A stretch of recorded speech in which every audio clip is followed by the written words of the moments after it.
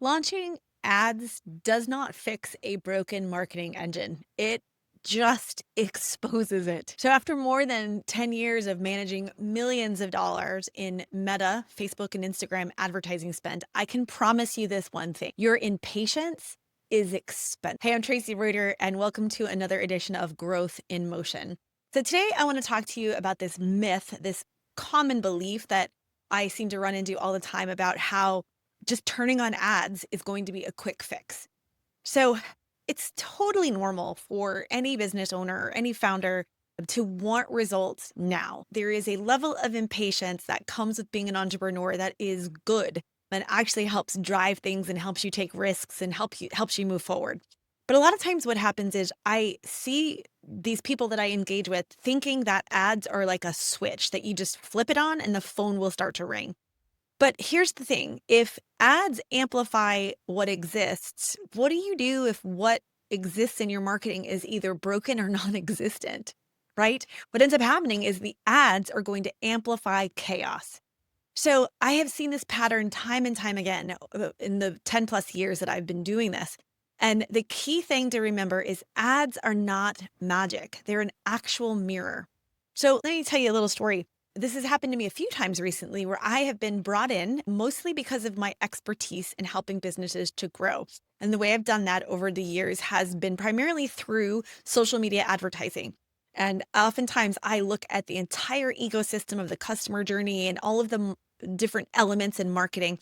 And so I know firsthand that I just can't quote unquote launch ads and get the phone to ring if all these pieces are broken. So what ends up happening is we have to kind of tap the brakes and do the not sexy, slogging it out, dirty work of building foundations, which isn't great. And the phone doesn't always ring during this time, which is can be deadly if you are very impatient. But what happens during this phase is you start to develop a clear and concise message.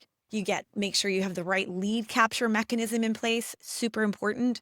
Making sure that not only is the mechanism in place, but that the lead magnet itself is compelling, that you have the right brand identity that matches the promise, that you have your email system in place so that when you start to get traffic in and the mechanism to collect leads is working, you have a way to communicate with these people. You have to have a functioning path to nurture people who aren't ready yet. You've got to have a clear and irresistible offer. You have to have a landing page that converts, and so on and so on. And that is really the dirty work that nobody wants to talk about. They just want to hire somebody who's going to solve their problem, right? Like if you have broken your leg, you want somebody to set it and put it in a cast and fix it. Like you don't want to go straight to physical therapy, right? It's funny. I play a lot of pickleball and I've got a lot of different injuries and I want a quick fix. But the truth is a lot of the injuries that I get are the way to fix them is through discipline, repetition, physical therapy type exercises to strengthen weak parts of my ecosystem so that doesn't happen, right? There is no quick fix to the Achilles tendonitis that I have. I have to do the work every day, the stretching, the strengthening, all that stuff, right? It's the same thing in marketing. It's the exact same thing in marketing. So the thing is that ads don't just create demand, they accelerate it. And if your foundation is broken, you're going to be accelerating onto a crumbling foundation. And you definitely don't want to have that. I worked on a project for more than 8 months and it was a hot mess. Everything, every single aspect of this brand's marketing was either non-existent, broken, incongruent. I mean, it was a mess. And so during that time, we were working super hard to build all the foundations to quote unquote get the phone to ring. And we had to rebuild everything with a clear strategy, with the end in mind, all the things that I've always talked about. Like the ultimate goal was for this business to grow. And that is, if you've ever been in that situation, you know exactly what I'm talking about. Like you have to be able to walk before you run. You have to be able to crawl before you walk. There are things that happen and you just can't flip the switch overnight. And once we got everything built and in place and we had the right lead generation strategy, we had the right mechanisms, the right branding, we had the right people in place, we were finally able to launch the lead generation campaigns. And it was an incredible success. I mean, we were able to fill a room of over 100 ideal prospects. And this is for an insanely high ticket item. And it was crazy. It was a massive win. From a marketing standpoint, it was a massive win. Now, here's the problem. From the client standpoint, it was not, because they were under pressure. They had incredible impatience and they lost sight of how much work had been done leading up to that, because what was accomplished during that lead generation campaign would have never happened. We would have never been able to accomplish that without all of the work that had been done leading up to that. So all that work and all that foundation led to great success, but the impatience clouded the vision of the founder, and there's really nothing you can do about that, right? So the bigger lesson is for me is that urgency is never a good strategy.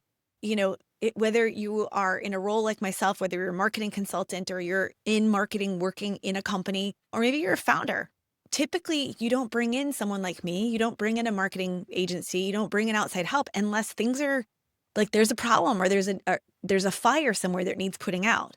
And, when you have to fix things that are broken, it often feels like a delay and not progress, when in fact it is massive progress. And skipping fundamentals can cost so much more than the time it takes to fix them.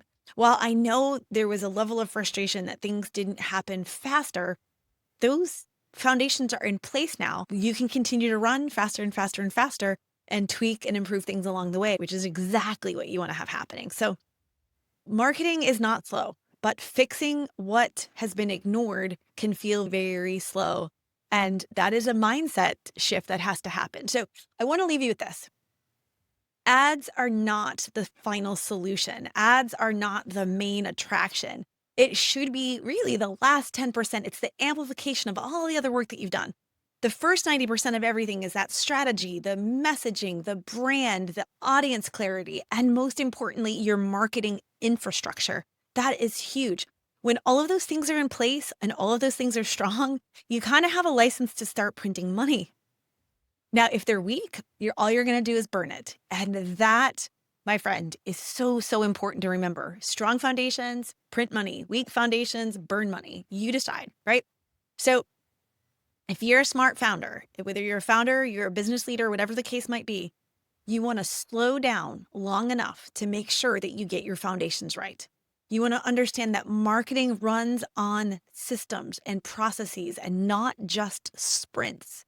So you have to be able to trust the process and see all the foundational and all the time being invested into getting those things in place as assets and not delays. So that's super important. And you need to make sure you're partnering with someone who sees the entire growth ecosystem and not just the little tiny mechanism that quote unquote makes the phone ring. You need to be able to look at all of the things, because the phone will never ring if you don't get the other things right. If you've ever felt that pressure to just turn the ads on, drop a fire comment, give me an emoji down below. I want to know that I'm not the only one that has seen this happen time and time again.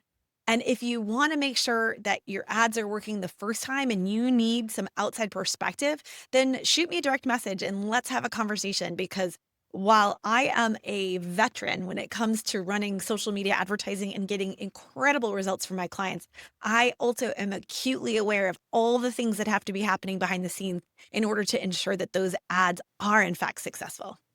So with that, my name is Traci Reuter. This is another Growth in Motion, and I will see you next time, my friend.